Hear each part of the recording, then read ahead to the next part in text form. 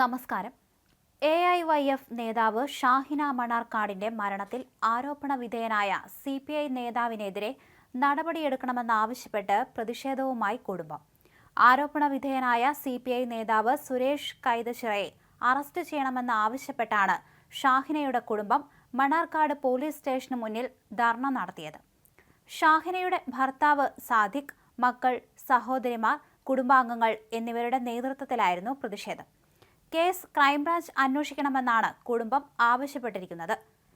AIYF ജില്ലാ committee അംഗമായ ഷാഹിനയെ കഴിഞ്ഞ മാസമായിരുന്നു പാലക്കാട് മണ്ണാർക്കാടുള്ള വീട്ടിൽ മരിച്ച നിലയിൽ കണ്ടെത്തിയത്. സംഭവത്തിൽ ഷാഹിനയുടെ സുഹൃത്തായ AIYF നേതാവിനെതിരെ പരാതിയുമായി ഭർത്താവ് സാദിഖ് അന്നു തന്നെ രംഗത്തെത്തിയിരുന്നു. സുഹൃത്ത് കാരണം ഷാഹിനയ്ക്ക് വൻ സാമ്പത്തിക ബാധ്യത ഉണ്ടായിരുന്നതായി ഭർത്താവ് പറഞ്ഞു.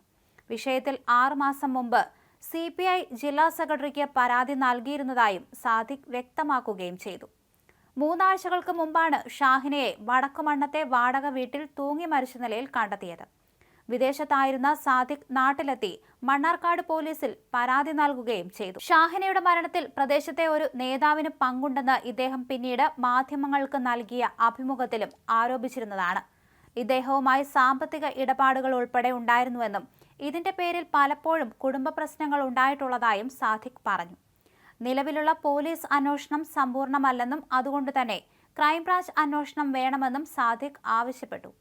ആരോപണ വിധേയനായ വ്യക്തിയെ സംരക്ഷിക്കാൻ രാഷ്ട്രീയ ഇടപെടൽ നടക്കുന്നുണ്ട്. ഇതിന്റെ ഫലമായാണ് അന്വേഷണം മന്ദഗതിയിൽ നീങ്ങുന്നതെന്നും സാദിഖ് ആരോപിച്ചു. ഷാഹിനയുടെ ഫോൺ രേഖകളടക്കം പോലീസിന് നൽകിയിട്ടുണ്ട്. താൻ മാനസിക രോഗിയാണെന്ന തരത്തിലുള്ള പ്രചരണം നടത്തിയ ആൾക്കെതിരെ നിയമ നടപടി സ്വീകരിക്കുമെന്നും സാദിഖ് പറഞ്ഞു.